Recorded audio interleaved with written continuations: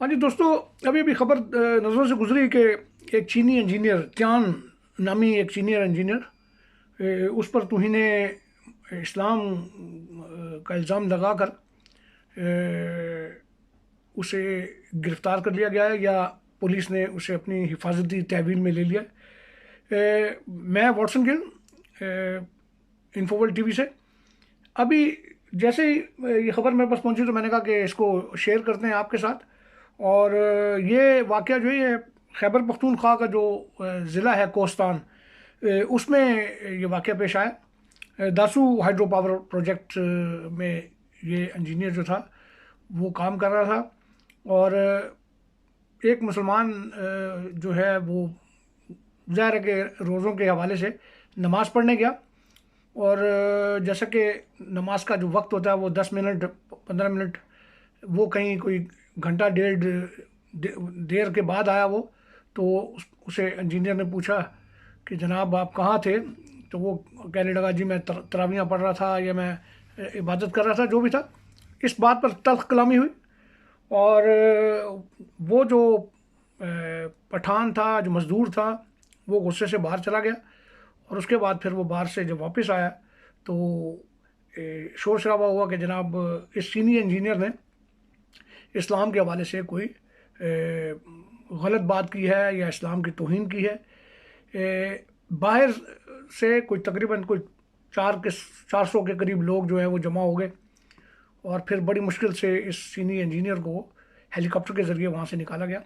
اچھا، توہین مذہب کے حوالے سے تو یہ واقعہ جو ہے، اس طرح کے واقعات پاکستان میں اب عام ہونے لگے ہیں۔ اس کی وجہ یہی ہے کہ اس قانون کو اس پر بات کرنا ہی اب گناہ تصور ہوتا ہے پاکستان میں، لہٰذا اور جب تک اس پر بات نہیں ہوگی، اس کی نوک پلک نہیں سنواری جائے گی، یہ پاکستان کو کھاتا جائے گا۔ پاکستان کے اس وقت جو لوگ کھڑے ہوتے ہیں اس کی فیور میں، وہ خود اس کے شکنجے میں پڑیں گے، اور یہ ایک اصول ہے زندگی کا۔ یہ چینی انجینئر کے ساتھ کیوں ہوا؟ اور پہلے بھی چینی جو چائنیز انجینئرز ہیں ان کو اغوا کیا گیا، کئی بار ان کو قتل بھی ہوئے، وہ مارے گئے۔ بہت خطرناک بات ہے یہ، بہت خوفناک بات ہے یہ۔ اس کی وجہ یہ ہے کہ پاکستان اس وقت جن حالات سے گزر رہا ہے معاشی طور پر، اس میں اگر چین پیچھے ہٹ جائے تو پاکستان جو ہے اسے دیوالیہ ہونے سے کوئی نہیں روک سکتا۔ چین پاکستان کے ساتھ ہے، اس کے بعد پھر پاکستان کے جو دوسرے ممالک ہیں جیسے سعودی عرب وغیرہ، یہ بعد میں آتے ہیں، چائنا سے بعد میں آتے ہیں۔ دوسری بات یہ ہے کہ پاکستان اور انڈیا کے درمیان جو تعلقات خراب ہیں، اس میں بھی چین کا بڑا سپورٹ ہے پاکستان کو، اخلاقی طور پر بھی، فوجی حوالوں سے بھی، ہر لحاظ سے چائنا کی جو سپورٹ ہے وہ پاکستان کو، چاہے وہ یونائٹڈ نیشن کا پلیٹ فارم ہو، چاہے وہ کوئی یونائٹڈ نیشن کی جو قرارداد ہیں جن میں انڈیا اپنا کردار ادا کر کے پاکستان کو بدنام کرنے کی کوشش کرتا ہے، اس حوالوں سے چین ہمیشہ پاکستان کے ساتھ کھڑا ہوتا ہے۔ یہ تعلقات، یہ چین اور پاکستان کو کے تعلقات خراب کرنے کی ایک سازش سمجھی جاتی ہے، کوشش سمجھی جاتی، کیونکہ ایک تو سی پیک پروجیکٹ میں جیسے کہ عمران خان کی حکومت میں سی پیک کو کارنر کر دیا گیا، روک دیا گیا۔ اس کے بعد پھر پاکستان اور چائنا کے تعلقات میں تھوڑی سی کشیدگی آئی جو کہ اب بہتر ہو گئی، لیکن یہ واقعے کا ہونا الارمنگ ہے۔ یہ اس کے پیچھے کیا ہے، یہ پاکستانی حکومت کو دیکھنا ہوگا، پاکستان کے جو سیکیورٹی اسٹیبلشمنٹ ہے اس کو یہ دیکھنا ہوگا کہ کیا وجوہات ہیں، ان کے پیچھے کون لوگ ہیں۔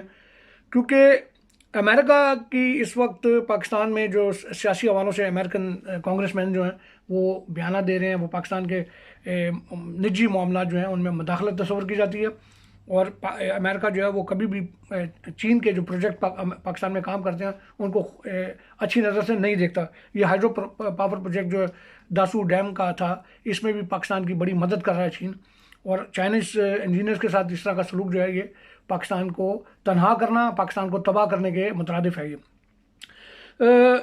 اس کے ساتھ ہی ایک اور بھی دل خراش خبر جو کہ کل سنی گئی، جمیعت علماء اسلام فضل الرحمان گروپ کے ایک مفتی شکور جو ہے، عبد الشکور، ان کا ایکسیڈنٹ ہوا اسلام آباد میں اور ان کی موت واقع ہوئی۔